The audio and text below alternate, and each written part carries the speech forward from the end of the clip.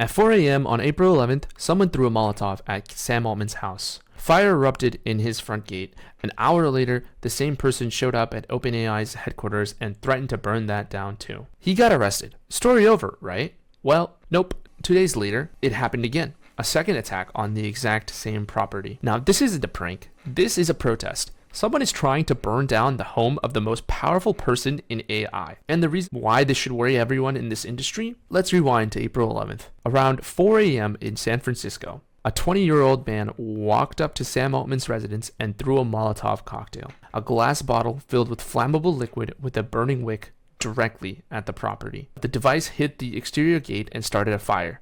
Nobody was injured, but the intent was clear. And here's where it gets more disturbing. An hour after attacking Altman's house, the same suspect went to OpenAI's headquarters in the Mission District and threatened to set fire to the building. San Francisco PD was already on alert from the first incident, and they arrested him on the spot. The suspect is 20 years old. His exact motives haven't been fully disclosed by law enforcement, but multiple reports, CNBC, NBC News, Al Jazeera, link the attack to anti-AI sentiment. Let me sit with that for a second. A 20-year-old was angry enough about AI that he built an improvised incendiary device, walked to the home of a tech CEO at 4 a.m. in the morning and tried to start a fire. That's not a tweet. And that's not a Reddit post. That's attempted arson. Now, you'd think after an arrest, after national media coverage, after presumably increased security, that would be the end of it. Well, that wasn't. Today, April 13th, just 2 days later, Sam Altman's property was targeted again, a second attack. Details are still emerging, but the San Francisco Standard confirmed that another incident at the same residence happened. Now, we don't know yet whether this was the same person out on bail, a copycat, or someone completely unrelated. But the pattern is what matters here. The 2 attacks in 3 days on the same target? This isn't an isolated incident anymore. This is a pattern. And it raises a question that the entire tech industry needs to grapple with. Are AI leaders becoming targets? And to understand how we got here, well, you have to zoom out. In the last 6 months alone, we've seen protests outside AI company offices. We've seen AI-generated deepfakes used in political campaigns. We've seen 80,000 tech workers laid off in Q1 of this year, with nearly half of those layoffs explicitly blamed on AI automation. We covered the Oracle story last week, 30,000 people fired via 6 a.m. email. So the company could build AI data centers instead. Now, Block cut 40% of its workforce. The message from corporate America has been crystal clear. AI is replacing you. And the public reaction is shifting from anxiety to anger. Look, I'm not justifying any of this. Throwing Molotov cocktails is a crime, full stop. But pretending the anger doesn't exist or that it came out of nowhere would be dishonest. People are watching their jobs disappear. They're watching AI companies raise hundreds of billions of dollars while their industries collapse. They're watching Sam Altman, specifically the face of OpenAI, the guy who told Congress that AI might destroy civilization and then raised $122 billion anyways? Like, come on.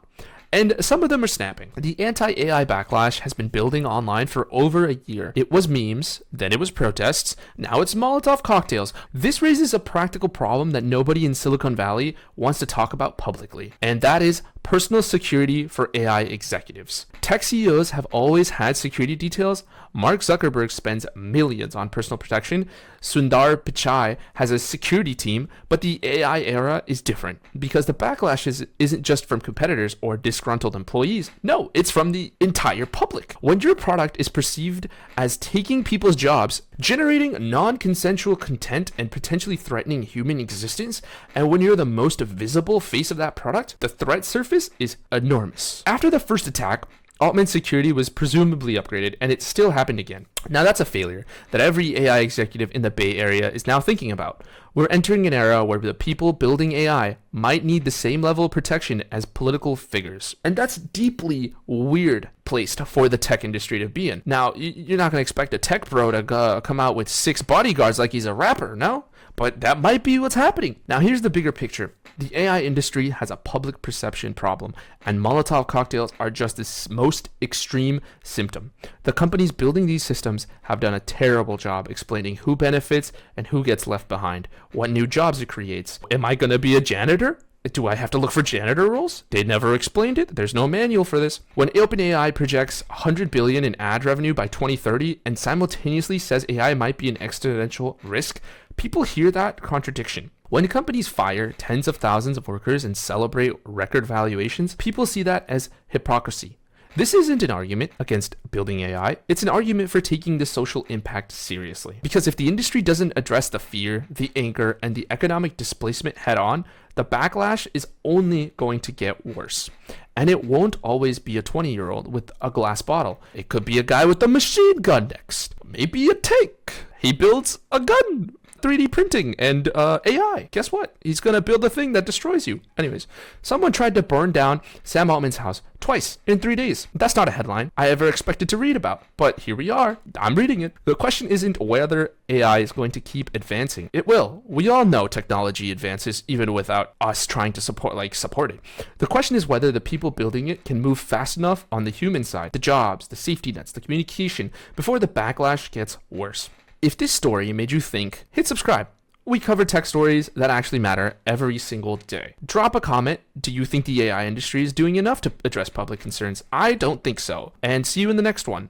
Bye bye now.